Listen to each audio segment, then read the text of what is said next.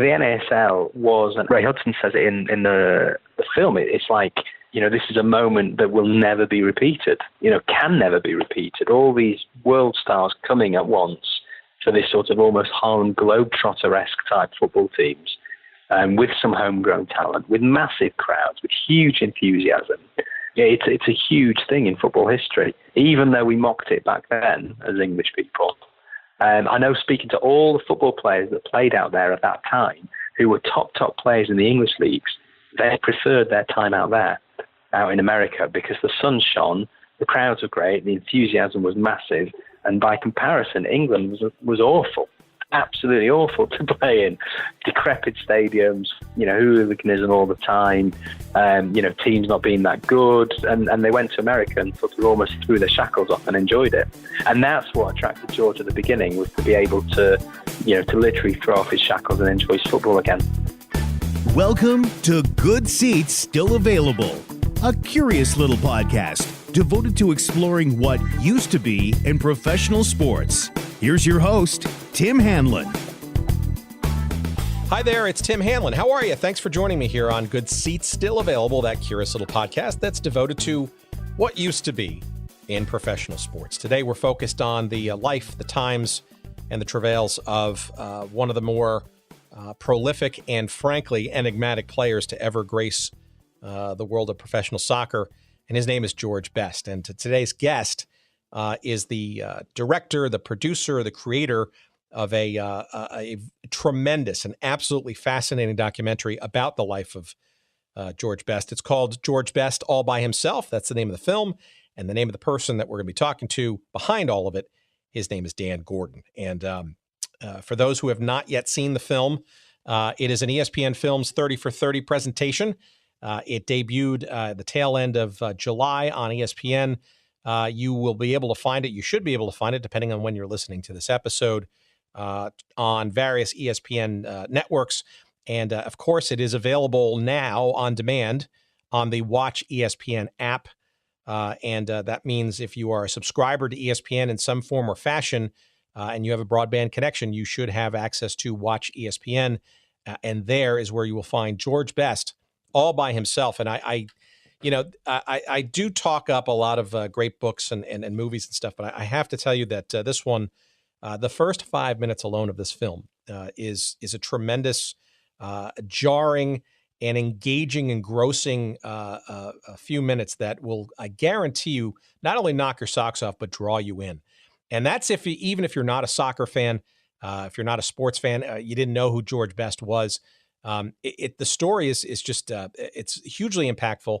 He's a very complex man, a genius on the field, very troubled off the field, and it's a well done and well crafted film. And I can't suggest watching it often enough and soon enough. It's called George Best All by Himself. The creator, the director of it, Dan Gordon, is our guest, coming up in a couple of seconds. Before we get there, some housekeeping. Thank you again for all your incoming comments.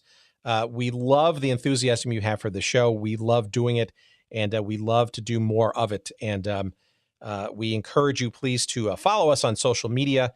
That's a great way to keep in contact with us and what we're doing. Of course, on Twitter, that's at Good Seats Still. In the Instagram world, you will find us at Good Seats Still Available.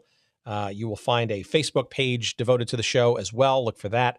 And if you forget any of those things, of course, you can go to our website, the sort of hub of all things forgotten sports and this show. And that's called, the website, of course, is goodseatsstillavailable.com. Thank you for visiting early and often. And please follow us in all those places. Rate and review us in iTunes or wherever you're allowed to rate and review such shows. All those things add up to more and more good karma and the ability for us to share some of these great stories and remembrances in the months and hopefully years to come. So thank you for all of that. That's all I got, I guess, for that. So let's waste no more time. Let us segue immediately to a great conversation with our friend Dan Gordon, extraordinary documentarian, and the life and times of George Best, and he, the creator of George Best, All by Himself, coming up now here on The Big Show.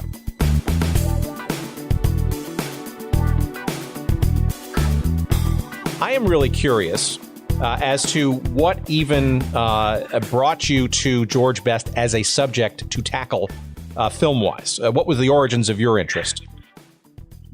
I mean, I guess as a kid, I grew up with stories of George. I never saw him play. I'm not a Man United fan either. In fact, I grew up in Manchester, and if you grow up in Manchester and not a Man United fan, you do go to the other end of the spectrum in terms of hating Man United when I grew up. And but actually, George is someone who crossed the boundary, I think, of nearly every fan of every club has an admiration for him for what he did on the pitch, and to a certain degree, the antics that he got up to off the pitch. So he was a fascinating character, but what I felt hadn't been done, there had been documentaries, especially on TV, about George. What I hadn't really understood was the depth of darkness that accompanied that rise and fall.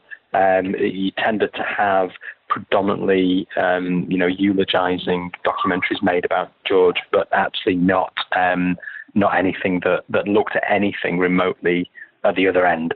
And I felt that was what really was missing from the George Best story, and that was what I really wanted to try and bring over. And that's really what attracted me to George. Now, are you, by trade, though, are you a documentarian? Are you a filmmaker? Give us some sense of your professional capabilities entering this. I guess documentary filmmaker. This is I believe this is my 15th feature documentary. I've been making docs of sort of 90 minutes and over since 2001. I started off in making a film in North Korea about the North Korean soccer team from the World Cup in '66. I've predominantly used sports both as a background and a subject matter, to try and tell bigger picture stories. And George was certainly a way in to do that. Much I love him and much I love the archive that accompanies him. I felt this was a deeper story to tell than just a soccer superstar.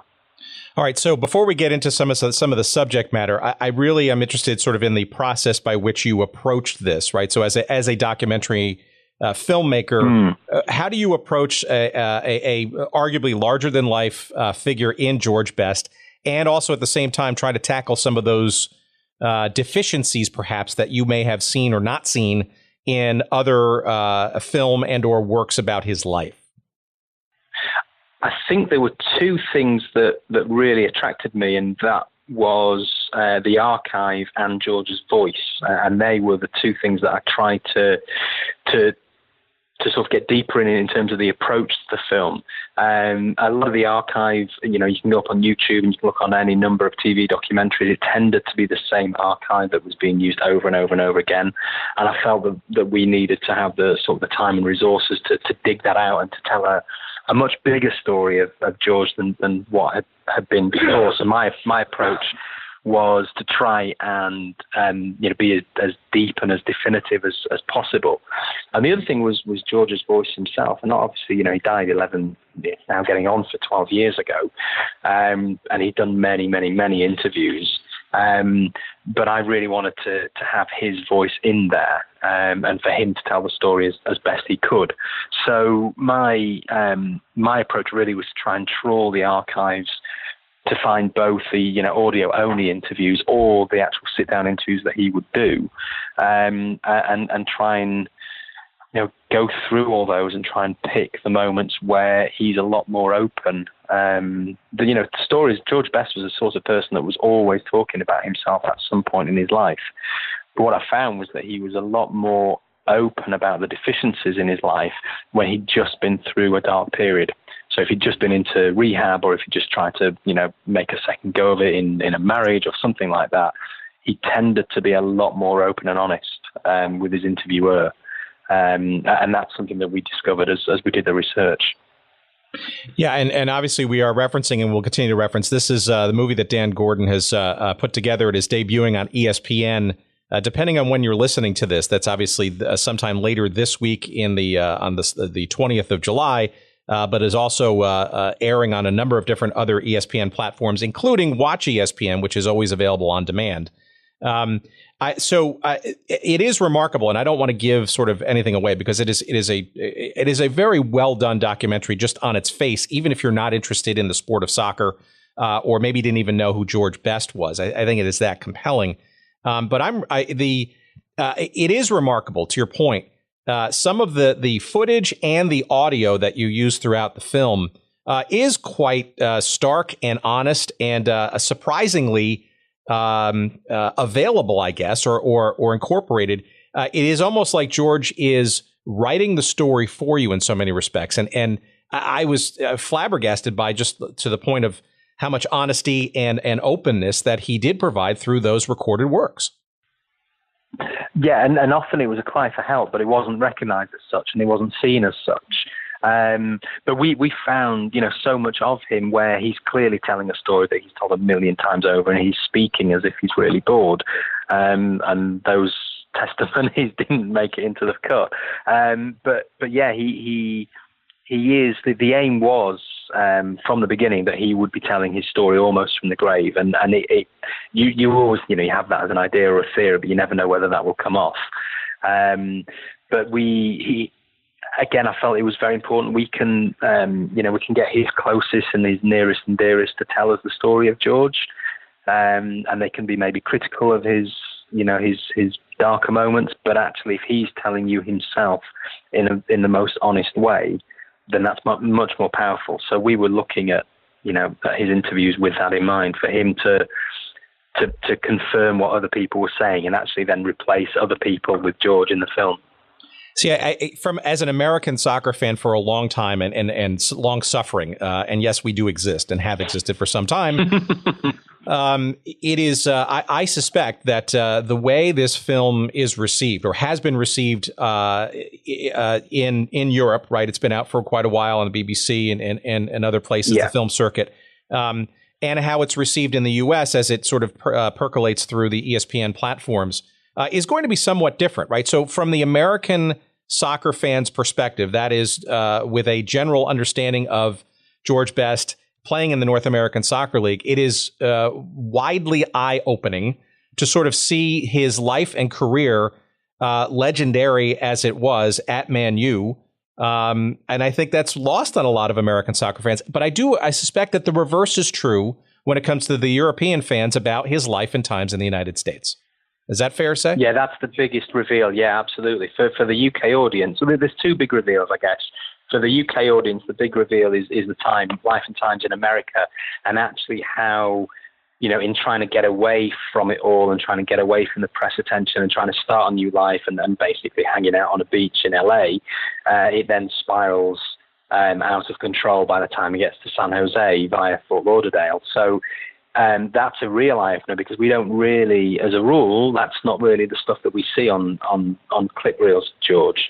And I guess the other big reveal for a UK audience, because most of us believe that George Best was this amazing player for such a legendary period of time, the big reveal in the UK is that actually his career was over by 22, and he reached his peak and never got there again at the age of 22.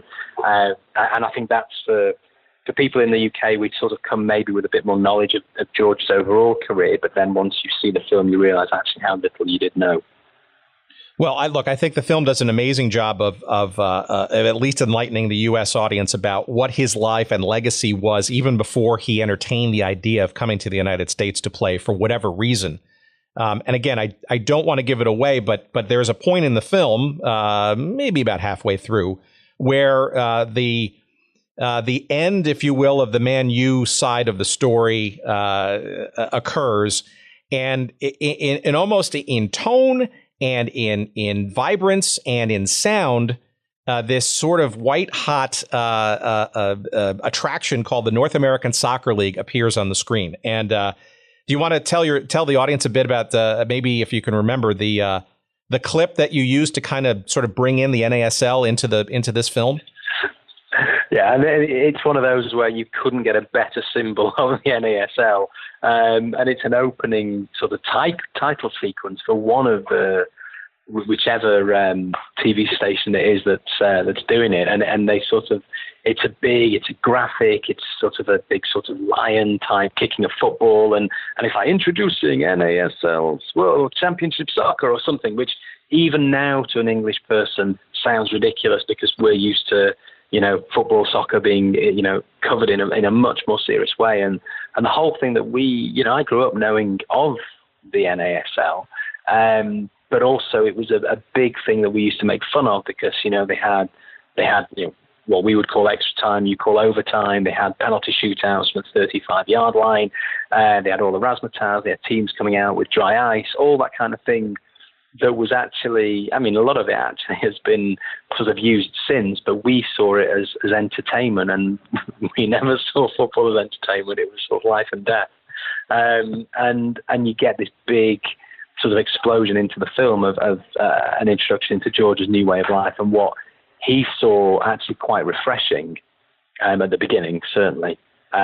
Different way of life. He's on the beach. He's the fans love him, but the press don't bother him. But of course, then his demons take over, and that sort of love affair he has with America quickly goes downhill. Well, before we get into a couple of elements of that story, I also was paid great diligence to the end credits when you had some various thanks to various folks. And I noticed that Dave Brett Wasser was mentioned, who in the United States in soccer circles is sort of known as the king of old soccer video. Yeah, I'm really curious as to how you found some of that footage and sort of how did you think about incorporating it in that TVS? Some of it I wanted as much as we can, because obviously that's the least seen. Certainly over here, it's the least seen stuff. And some of it was with Dave, some of it was with local archives. We found a couple of guys. I think they're the Wolfson Archive in Fort Lauderdale. Some of the stuff the BBC recorded in the 70s and then put it back in their vault. That hasn't been seen since. So there was a lot of various archives worldwide. And to me, just seeing all this stuff is brilliant. But also, to extend that even further back into the early 60s, there's a lot of stuff of George in really looking like a raw, skinny, barely 19-year-old player. And, we have the very famous Saturday night, highlights program on the BBC called Match of the Day. And this was, 1, 2, maybe 3 games a week would be covered, and George would be covered, but it was, shot on the day, broadcast at night, and then put back into the cans and hasn't been seen since. And we were able to get them out of the, deep storage at the BBC and get them up there. So I was fascinated by this football archive that had never been seen before or pretty much since. And the same, obviously, for the NASL to see even though the quality is abysmal in terms of, the sort of what we use now with, games being recorded in 4K and 8K, but it's actually seeing that what we see as history and being able to sort of, for us, we're lucky enough in the edit to see it over and over again. But it's just gorgeous. It's absolutely gorgeous to watch. And some of it's hilarious.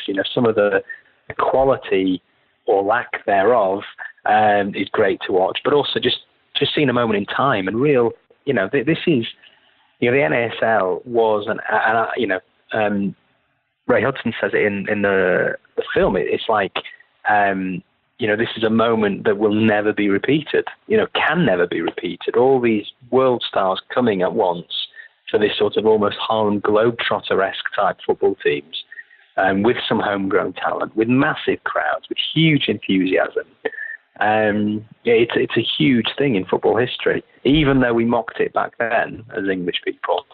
I know, speaking to all the football players that played out there at that time, who were top players in the English leagues, they preferred their time out there, out in America, because the sun shone, the crowds were great, the enthusiasm was massive, and by comparison, England was awful, absolutely awful to play in.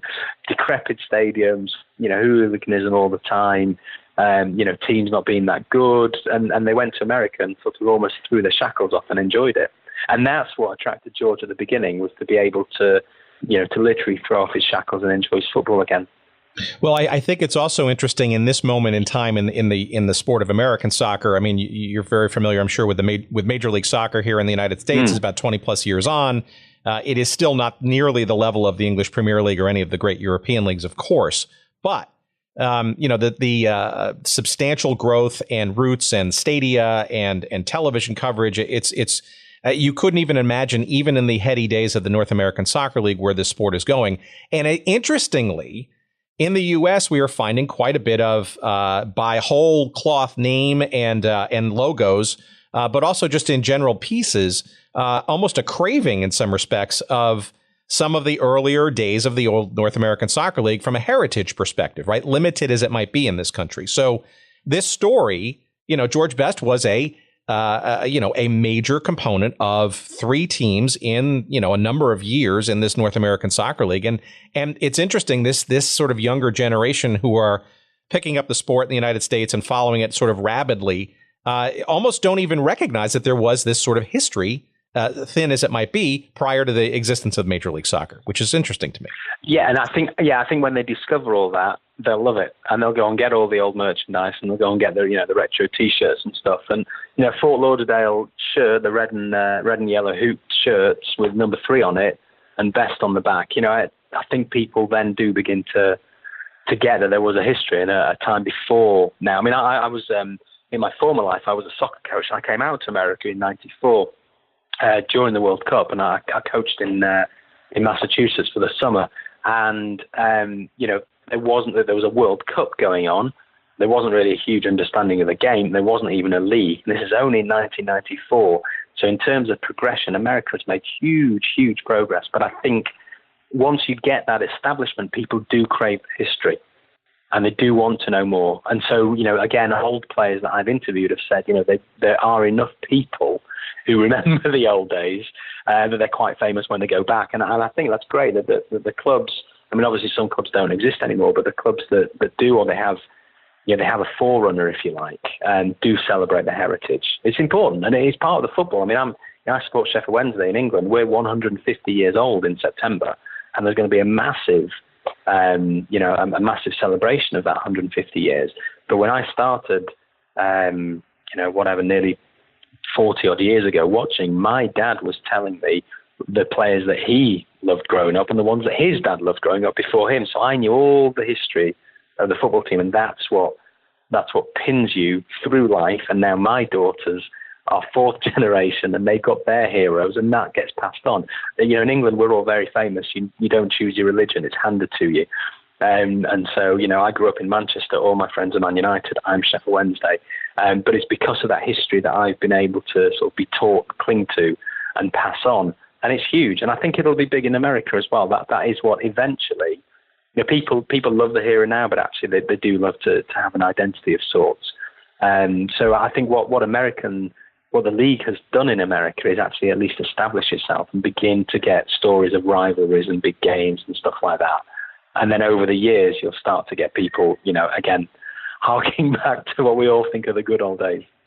So I suspect the American days of George's life was probably the hardest to sort of construct or at least piece together or even formulate the narrative. But maybe you could give our audience a bit of an understanding of how you approached that particular part of his life. How did you approach the LA Aztecs and the movement from team to team and his somewhat downward spiral? How did you construct the narrative and approach it from a documentarian's point of view to tell us the story? The LA part of the story from a documentary perspective was actually quite easy to approach, because he left Man United. He quit for good. He'd already tried to quit once before, but he came back. He was fat. He couldn't kick a ball. And again, in a football perspective, you cannot believe that only 5 years earlier, this has been a man at the absolute peak of his career. Now he can barely kick a football. But then he sort of has a little bit of time out, and then before we know it, he's in America and playing for LA.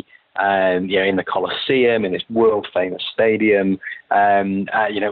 Elton John is a co-owner, so that sort of brings the glamour, although it's a hilarious moment of archive to see Elton John in 1976 with the LAPD women's motorcycle team, display team in the background. But what was then difficult in terms of constructing a narrative is the season in America only lasted a few months.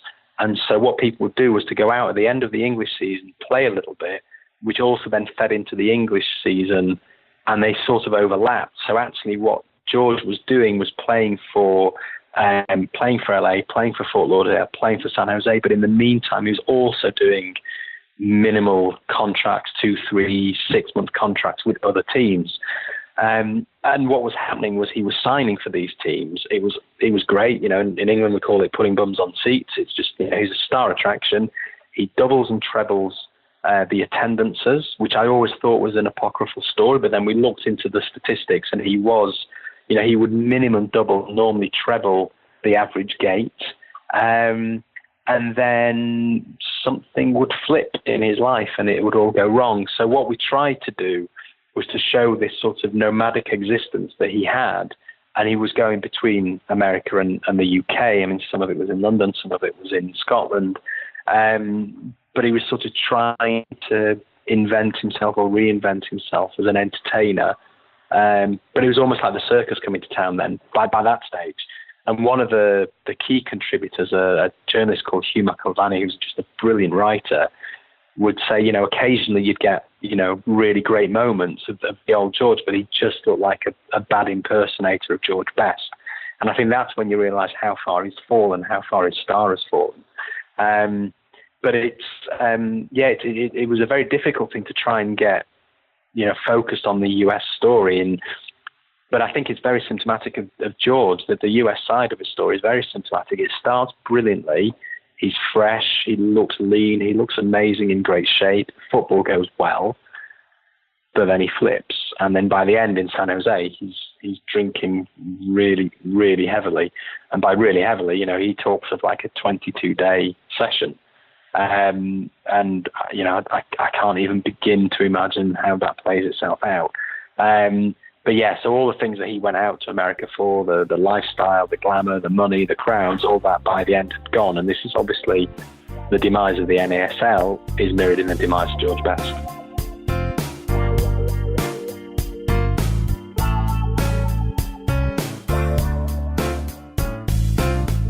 Okay, friends, sorry for the interruption. Just wanted to quickly remind you that today's episode of Good Seats Still Available is brought to you by our friends at Audible, the premier provider of digital audiobooks with over 180,000 titles to choose from in just about every genre you could think of.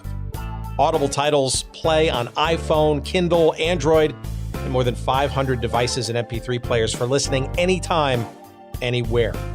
And for a limited time, my audience can listen to a free download of any book that they choose, as well as get a 30-day free trial when you go to audibletrial.com/goodseats.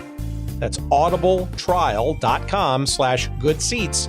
And you can choose from over 180,000 titles, as we said, including one that I'm listening to right now. It's called The 10-Gallon War by John Eisenberg. That's the story of the NFL's Cowboys, the AFL's Texans, and the feud for Dallas's pro football future.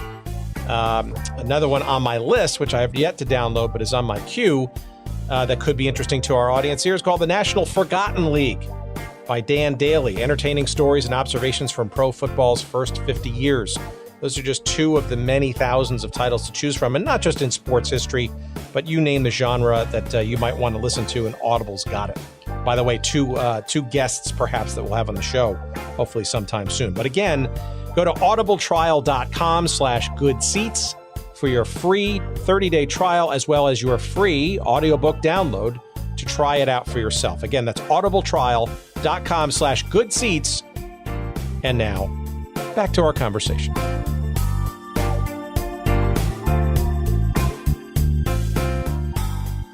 It seems to me that a lot of his U.S. Story certainly begins and is pretty substantial with his wife, Angie, whose maiden name was Dangerfield, correct? No, Angie's sister is Lindy Dangerfield, who's married to Chris Dangerfield, who was his fellow player at San Jose. So Angie... So basically, George and Angie, and Lindy and Chris. So they kind of formed a little foursome. Sure, but it's clear that, and again, I don't want to give too much away of this film, but the narration, shall we say, or the storytelling of Angie, I think, is crucial to this portion of George's career, and even at the very beginning of the film. Yeah, and yes, it is, and the opening of the film, and I'll definitely not give the game away then. But the opening of the film is very much one of those moments where, if you've tuned in to watch a film about George Best, you might expect a great highlights reel of all his brilliant goals, and actually, what you do get is very, very different opening, where you're wondering what sort of film you're watching. But the delivery of Angie on that opening tells you exactly the sort of film you're going to be watching.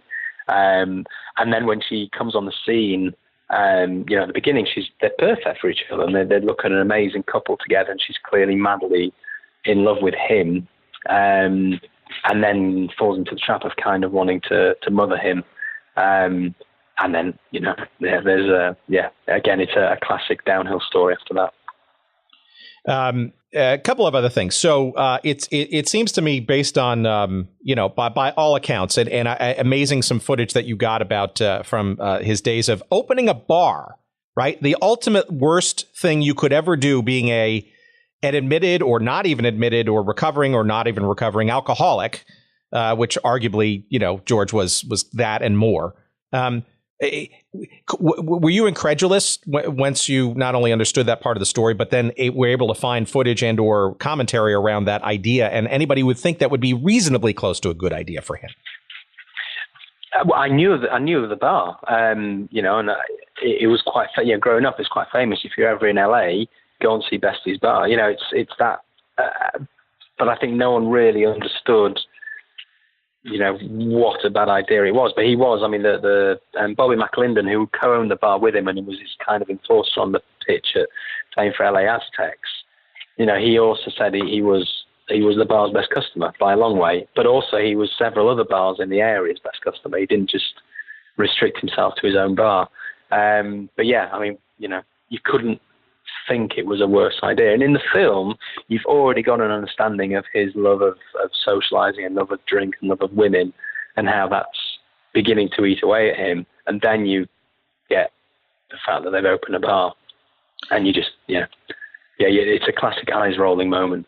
It just seems, though, that on the pitch, though, he seemed to somehow, and you look at the statistics, and I did a little bit of digging, that he somehow, on many occasions, not all, of course, summoned up the either natural raw talent or the muscle memory or whatever to make things happen. And here's a case in point. So in '78, when he was with the Aztecs for his now third summer season, right? And obviously it was famously, and you mentioned it in the film, they got tired of his antics and his inability to show up for practice and whatnot. And they traded him literally in midseason to the Fort Lauderdale Strikers. And by my research, that happened on, and this is not on the quiz, Dan, so don't worry about it. On June 20th, 1978, was his last game with the Aztecs. And that was a defeat at Washington Diplomats. They lost 4-0. Okay. And then literally 4 days later, he suits up for Fort Lauderdale, where the Cosmos come to play. This is on June 24th, 4 days later. They lose 5-3, but Best scores 2 goals. Right. Yeah. And that was after maybe a 3 months or so of arguably not producing very well for the Aztecs. So there's something in him that it's incredible. I mean, it's very amazing to me how he could play on the field and yet not off of it. Yeah. Yeah. And he's almost certainly finished that game against Washington, or at Washington, I think, and then just got on a plane to Fort Lauderdale and turned up in his kit, been given some stuff, and off he goes. And he was able to do that. And the problem that he had was that he then over-relied on being able to do that. And some days just couldn't do that. And then he would get frustrated, and then he'd get angry with himself for, not being able to turn it on like he used to. And I think his biggest problem in that respect was that he was so naturally gifted, so that when he was a youth player and a young player, he just went out and did it. And he had no idea, how he was doing what he was doing. He just did it. And I think as age creeps up with you and the speed goes and your awareness goes, he wasn't able to produce it quite as often.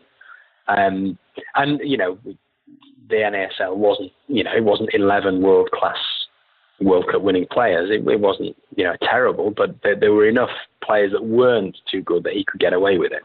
But his NASL career is absolutely full of moments like that, where he just gets traded, gets on a plane, plays for a completely different team in a different stadium, never spoken to any of his players before, and he scores 2 goals. Well, and again, I also don't want to spoil this, but it's too good not to mention. Speaking of one of those moments, it's a seminal one near the tail end of his time in San Jose, which was his last official stop in the North American Soccer League. Do you want to maybe talk a bit about the clip that you used? And the irony again of that particular goal. I mean, this is one of the greatest goals. I mean, it is one of the greatest goals you'll ever see, and but it then wins the ironically titled Budweiser Goal of the Year. It couldn't have just been a regular drink; it had to be an alcoholic drink. But he takes on 7 or 8 players in one move and scores a goal. But it's not just that; it's basically they're playing. He's at San Jose. They're playing Fort Lauderdale at San Jose. And Fort Lauderdale scored a goal, which by all accounts should have been ruled out for offside. And he's absolutely furious with the referee, and the referee books him, yellow card. And then in those days, the yellow card, you really had to earn a yellow card before you got one. And he gets the ball pretty much from kickoff, and then skips around 7 or 8 players, takes 1 or 2 of them on twice, and then fires this amazing goal in. And his from everything that I was told, his one regret, always looking back, was that wasn't a goal for Man United at Liverpool. That would have been his, or at his home end, the Stretford end at Man United. That was his only regret of that particular goal. If he could have scored that goal there rather than in San Jose. However, at any level, if I was playing in my pub league and I was able to do that, next week you will still be hearing about it when I'm in my 70s. It's an exceptional display of skill, because to do it at any level is amazing. But it's just one of those goals, and you kind of realise that yes, he does have it, and yes, he can turn it on, and yes, he still does have this little moment, genius here and there. But then you still end up, certainly as a football fan, and I think most people watching the film have thought this, it's a real what if only, if only he'd done this or that or the other, he could have done this. Really, in 1978, 79, he should still be doing this in England for Man United. He really ought to be. He's only 32, 33 years old. He should still be playing at the very, very top, but of course he's not. So that goal was July 22nd, 1981, and it's available widely on YouTube, but it's worth seeing that. It was 81, you're right, because the other thing as well that year was that's the year before the World Cup in 82, and there was Northern Ireland qualified, one of the very, very few occasions that they qualified for the World Cup, and there was a massive discussion nationally in the UK, but particularly in Northern Ireland, about whether they were going to recall George Best for the World Cup, because all these great players the world over, whether it was Cruyff or Pele or Beckenbauer, whoever, were all amazing players, but they also played at and won the World Cup. But Best never even played in the World Cup, and it was always considered this big question mark over his career that, well, we've never seen him at World Cup, so he can't be considered one of the world's greatest. And then the 82 World Cup was coming. He scores this amazing goal. But then, as we find out in the film, he then, off the back of winning this Goal of the Season award, he goes off on a 22-day drinking session. And the Northern Ireland team manager just decided that it just wasn't worth the distraction, the inevitable media distraction that would accompany George Best going to the World Cup. And when you realise that you don't go to the World Cup not because of your ability, but because of the baggage you bring to the situation, you realise how far he's fallen. So it's a real bittersweet moment, really. It's a great demonstration of his skill, but it's also a demonstration of his self-destruct button. Well, he certainly was self-aware, and again, you elegantly use his own words to emboldened and forward the narrative. He basically admitted in one part of your film where he said by the time he got to San Jose, he noticed that all the best players were leaving, right? And obviously you could hear sort of more of the depressive sort of couching of the situation. And it also seemed too, Angie comes in and says that, it seems that San Jose, perhaps of any of his stops in the NASL, truly went out of their way to try to make him a better and whole person beyond just being a player on the pitch, right? To the extent of he's got problems, and we got to figure out ways to be of help on a more holistic basis. Is that fair to say? Yeah, that is, and it was more. There was an understanding of a duty of care more at San Jose. I think Fort Lauderdale tried to help him, but really didn't know how and didn't have the tools. San Jose at the time was owned by Milan Mandaric, who coincidentally later owned my team, Sheffield Wednesday. But Milan Mandaric was another father figure for George. It's not in the film, but he basically took him under his wing and tried to, if not get him fixed, at least put him in the right place to try to get him fixed. And I mean, Callum Best, George's son, his middle name's Milan, after Mandaric, the owner at San Jose. So there was this understanding, and I think that the US sports franchise were a lot more equipped generally to deal with these kinds of issues. It's only in the last 10 years or so that the UK clubs, the Premier League clubs and other sports have actually understood the mental health issues around their stars. So I think he was quite ahead of the curve, Mandaric, in terms of how he dealt with Best. But yeah, he does certainly sort of pay tribute to him in the film. And Milan Mandaric, somebody definitely we'd like to get on this program at some point, because for those soccer fans with deep understanding and knowledge of the history of the game, know that Mandaric was one of the early and often unsung pioneers of the old North American Soccer League, and even in the days prior to the NASL's creation. A couple of quick things before we run, Dan, and I do want to thank you again for your time. This has been fantastic so far. I notice a few other names mentioned in the thanks of the film. One of whom stood out to me was Rodney Marsh, and I think Rodney, arguably before Best came over to the United States, was probably a figure that was probably a partner in crime, so to speak, I guess, when Best was still playing in the UK. Was Rodney part of your original narrative for his stateside exploits, or obviously Ray Hudson? He was, and the unfortunate thing is, and this is the problem of sort of filming on different continents. We had an interview lined up with him in London. He had a family issue on the day of the interview, couldn't make it, was getting on a plane the following day to Tampa. We weren't in Tampa at that time. Then when we came over to Tampa, he'd had to come back to the UK.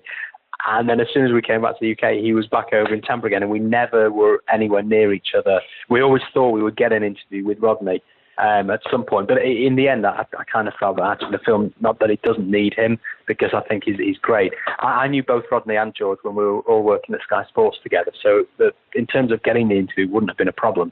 But he certainly knew him best and fairly closest, I think, as well. And it was a relationship they had together. They had a very similar attitude to how to play the game, how to enjoy the game, how to have fun. If you're a defender, they must have been hell to play with on the same team because they were too busy having a laugh and trying to take on other players. But I suspect if you're a fan of any team that either of them ever played for, they're the ones that you'll remember watching. There's a very famous game in England when Fulham play Hereford. It happened to be covered by the UK TV cameras. And George Best tackles Rodney Marsh during the game. They're on the same team, and it's a big sort of entertainment game. I remember that George Best is on the Fulham team. I remember Rodney Marsh on the football team. The World Cup winning captain, England's Bobby Moore, is on the team. I don't know any of the other players on that 11. And I think that tells you everything you need to know about, George and Rodney.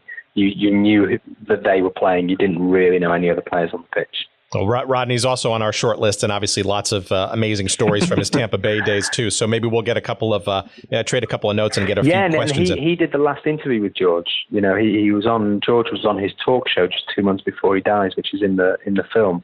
And it's a very, very sad. I've seen the full interview, and especially when you know what's going to happen. It was a sad interview anyway because you saw how ill he looked. He's got a failing liver, and his breathing's awful, and he's trying to sort of be upbeat. And loads of callers phone in to tell, great George Best stories or great moments of, seeing him play. But you see this guy who looks like in his 70s, but he's actually only 59. And we don't know, but he only has 2 months to live. It's a very, very sad final interview. It is tragic. All right, one last person I want to throw a name at you. And obviously lots of pictures and a lot of cross-promotional things happened during both of their time in the NASL. And of course, has been elusive for other documentarians trying to tell the stories of the 70s and 80s here in the United States, and that's Pele. Was he a pursuit of yours for this film? Yeah, we actually interviewed him, but I may be one of the few people that dropped him. We interviewed him when he was at Cosmos, and I mean, admittedly, he wasn't very well. He had just been in hospital. But he's very famous for describing George as the best player in the world. And it's in his books, it's in George's books. It's all. We sat down for an interview with Pele, and he quantified that he was the best player in the world at a particular time in his position alongside Garrincha, which doesn't quite do it for me in terms of filmmaking. But his big thing was more that he never played with him. He only ever played against him. And he was mesmerized by the skill. He felt that George was a very South American type football player. He would have been in the Brazilian team. He would have been in the Argentinian team. He never really came across as a British type of player because of his flair. But yeah, he did give us his time. It's not the first time I've interviewed him, but he did give us his time, and for free as well. It was I think they were promoting one of the Cosmos games, the current team. This is probably two years ago, something like that. But yeah, we just didn't put him in. But again, because you do all these interviews, and in spite of the name that you've interviewed, if it doesn't fit the narrative that the film you're trying to make, and it becomes a distraction, it doesn't end up going in the film. So unfortunately, I ended up dropping Pele, who is my hero. I have to add as well. When I was growing up, he was the player that I most looked up to in terms of watching old footage and stuff. So it was always my ambition to meet him and interview, and I have managed to do it twice. But yeah, he didn't make it into that film, I'm afraid. Well, look, I think that most of our audience don't necessarily fully understand how complex making a documentary film, especially with gravitas and stories that have to be told in only a short period of time, and you can't do 7-hour documentaries without having leave. It's just impossible, and decisions need to be made. Okay, so last question, Dan, and again, thank you so much for being part of this conversation. It's been a pleasure. I'm really curious to hear what you might have learned about the man as well as the player George Best in this journey of making this film that perhaps you didn't know about before. Do you think everything was kind of known out there, or did you discover some hidden truths there that were new to you in this process? No, I think very little of it was truly known before, and I guess this is the first time that it's all been put together into one film. I think I really came to understand in terms of the playing side just how early his career truly finished, which was at the age of 22, at the height of his career, scoring what becomes the winning goal, effectively the winning goal in the European Cup final. And he's only 22 years old, and he's in the shower after the game, and he realizes that it's probably never going to get as good as this ever again. And how is he going to deal with it? And I think very few people know that story. Even in the UK, where we think we know everything, we think we know everything generally. But in terms of George Best, that's kind of the story that we think we know, and we don't know. We don't realize just how bad it was for him. The other thing, I guess, I began to understand was that this was also a film about an addiction, and in the beginning George is totally addicted to football, and whilst you think that was great, what a great thing to be addicted to, as the film unfolds you realise that actually addiction is a really big problem, full stop. And when he can't replace the high of playing football, of performing in front of 60, 70, 80, 90, 100,000 people, when he can't replace that high, he goes searching for it in other ways. And it begins with women, and it then continues into alcohol. And then he can just never replace that high ever again. And that's really what I learned. I think more than anything was just how that spiral began. and it's very innocent at the beginning, and then it just becomes really, really dark by the end. And then when you see the final picture of him, and he's on his deathbed, and then you reflect, a really, really sad and poignant moment, as it should be in the film, but you reflect on this young, thin, fresh-faced kid from Belfast versus what he became. And then you're very conflicted about, the career and the time in between. So yeah, it's certainly no happy ending. But I think you get a much bigger picture of the man and the footballer and the man. And you're left with your own impressions. No, and I think his second wife Alex in the film mentions it and says it well. It's something along the lines of "Remember the football," and yes, clearly a genius on the field. But also the first wife then says that was the phrase he used to try and deflect from what he had become, and then you realise, probably right. But ultimately, we do remember only the football. If you ask anyone in the UK about George Best, they'll still, by and large, they'll still talk about the football. Okay, the film is called George Best, all by himself. ESPN Films 30 for 30. It is debuting on ESPN, the mothership channel here in the United States, on Thursday, the 20th of July. Depending on when you're hearing this, you will also note that it will be on a number of different ESPN channels, ESPN, ESPN2, ESPN Classic, you name it. And of course, if you are a subscriber to ESPN on cable television, you have access to the Watch ESPN platform where it is available on demand. Again, it's George Best, all by himself. And our guest for almost an hour, and generously so, has been the director and the creator of the film, Dan Gordon, who I thank tremendously for taking time out to explain to a U.S.-based audience some of the magic of George Best the man and the making of the film, which is itself magic, and I highly recommend. That's very complimentary. Thank you. It comes only from the quality. In my little world of judgment, it's the first 5 minutes. Even if you're not a fan of soccer or didn't even know who George Best was, will grip you. And I dare you to not watch the entire thing after seeing that first 5 minutes. Yeah, and that's, it was very deliberate to make that a very, very different type of film. And the thing that I've always tried to do in documentaries I've made, but they're all predominantly of a sports theme. And three of them now, I think this is my third 30 for 30. They're all on the surface. You think they're a sports film, but actually tell a much, much bigger story. Again, highly recommended. And I thank you, Dan, for your time. And I wish you great success with it and other projects to come. We look forward to hopefully staying in touch. Thank you very much. Take care now. Cheers.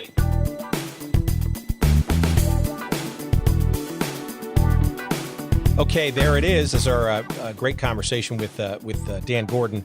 The movie, again, is called George Best, all by himself.